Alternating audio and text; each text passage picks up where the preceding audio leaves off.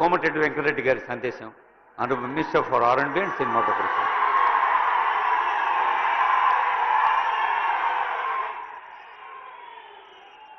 సభాధ్యక్షులు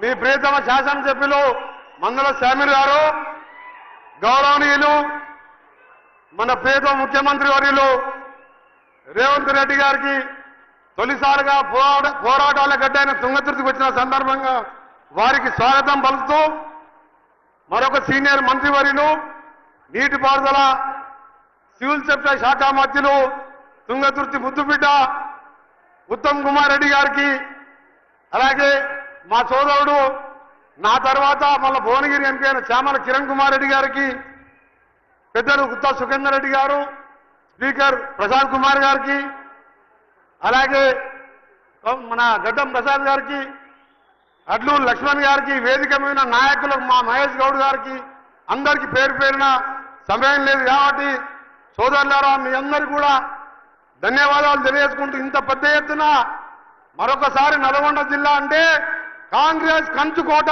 అని చెప్పి నిరూపించి ఇంత పెద్ద ఎత్తు వచ్చిన మీకు, దాంతోపాటు గతంలో తుంగతుర్తిలో రైతాంగ పోరాటం కానీ, రజాకారులకు వ్యతిరేకంగా జరిగిన పోరాటం కానీ, ఆ తర్వాత కాంగ్రెస్ కంచుకోటగా నాడు ఎమ్మెల్యేగా జిల్లాలోనే ఒక్కడే ఉన్న మన ఆర్ దామోదర్ రెడ్డి గారు ఆ రోజుల్లో ఈ ప్రాంతంలో కాంగ్రెస్ పార్టీ కాపాడడం జరిగింది.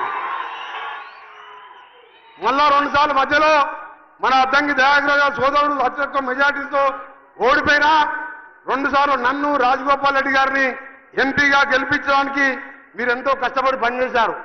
ఆ తర్వాత మొన్నటి ఎన్నికల్లో ఇప్పుడు ఈ రోజు జన్మదినం జరుపుకుంటున్న మీ ఎమ్మెల్యే గారు నా దగ్గరికి వచ్చి 100 మంది తీసుకొచ్చి, నేను కాంగ్రెస్ పార్టీ జాయిన్ అయితే నాకు టికెట్ ఏమొద్దు, నేనన్న సీఎం గారు పిసిసి ప్రెసిడెంట్ గారి సమక్షంలో జాయిన్ గా అని చెప్పిన, నాకు టికెట్ వద్దు సార్, నాకు ఏమైనా మీ ఆశీర్వాదం కావాలంటే నీకు తప్పకుండా మంచి రోజులు ఉన్నాయని చెప్పి వారిని ఆశీర్వదించి మీరందరూ కూడా 60,000 మెజార్టీతో గెలిపించడం జరిగింది.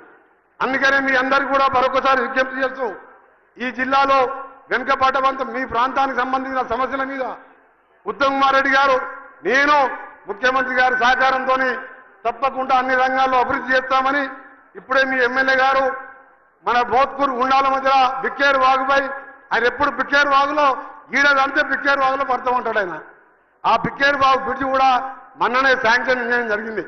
నిన్న ముఖ్యమంత్రి గారు చెప్తే R&B ఆఫీసులు R&B డిపార్ట్మెంట్ నుంచి అర్వపల్లి నాగారంలో police station MRO MDO office కూడా 11 కోట్లతోని ఈ రోజే శాంక్షన్ కూడా చేయడం జరిగింది. త్వరలో ఆ పనులు కూడా మొదలు పెడతామని తెలియజేసుకుంటూ, మనం చేపట్టిన సంక్షేమ కార్యక్రమాలు సివిల్ సప్లైకి సంబంధించిన అడ్డగూడు మారులోది, అలాగే బొల్లంపల్లి నుంచి బొల్లంపల్లి రోడ్డు తప్పకుండా వెంటనే శాంక్షన్ చేస్తాం. హ్యామ్ పథకం ద్వారా రాష్ట్రంలో R&Bని 12,000 కిలోమీటర్లు 12,000 కోట్లతోని పంచాయతీరాజ్ రోడ్లని ప్రతి గ్రామం నుండి మండలం వరకు బీటీగా మారవడానికి 17,000 కోట్లు, R&B శాఖకు 12,000 కోట్లతోని మొదటి దశలో 4,600 కోట్లతోని త్వరలోనూ ముఖ్యమంత్రి గారి ఆలోచన ప్రతి గ్రామానికి మట్టి రోడ్ ఎక్కడ ఉండకూడదు, ప్రతి గ్రామానికి బీటీ రోడ్ ఉండాలని హ్యామ్ మోడల్లో తీసుకున్నాం. అందుకనే మీరు ఇవాళ ఇందిరమ్మ ఇల్లు చూస్తున్న 12 ఏళ్ల కింద ఒక్క ఇల్లు కట్టలే, ఒక్క రేషన్ కార్డు లేదు, కరెంటు ఉచితంగా ఇచ్చేది లేదు. తెలంగాణ వచ్చిన వారి కోసం, పేద ప్రజల కోసం ఇందిరమ్మ రాజ్యం ప్రజాపాలన తెస్తామని ఆ రోజు ముఖ్యమంత్రి గారితో సహా ఇవాళ మంత్రులందరినీ కూడా 24 గంటలు కష్టపడుతున్నాం.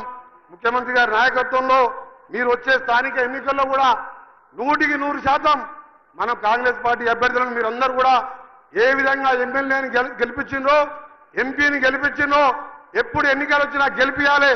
మనం చేసే పథకాలు ఓట్ల కోసం కాదు. తెలంగాణ ఇచ్చిన సోనియా గాంధీ దేవతలాగా ఆంధ్రాలో మొత్తం పార్టీ పచ్చిపోయింది, ఒక్క వార్డు మెంబర్ లేడు. ఎందుకు ఇచ్చింది? 4 కోట్ల పేద ప్రజల కోసం. ఆ రోజు ఇందిరమ్మ గరీబా హటావా అంటే అదే సోనియమ్మ మన్మోహన్ సింగ్ ప్రధానమంత్రిగా ఉపాధి హామీ 100 రోజుల కూలీ పెట్టి ఇవాళ పేదవాడు 2 పూటలు అన్నం తింటున్నాడు. రాజశేఖర రెడ్డి గారు 2004లో ముఖ్యమంత్రిగా ₹1,00,000 20 ఏళ్ల కింద ఇందిరమ్మ ఇందుకు ఊరికి 100-200 ఇల్లు కడితే ఇలా రేవంత్ రెడ్డి గారు అలాగే మన ప్రభుత్వం 5 లక్షలతో ఇల్లు కూడా పునాదులు వేసుకుంటున్నాం.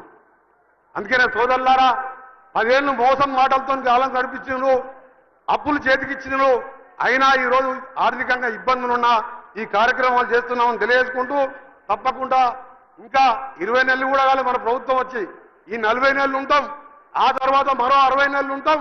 తప్పకుండా 10 ఏళ్ళు మన పార్టీ అధికారంలో ఉంటుంది.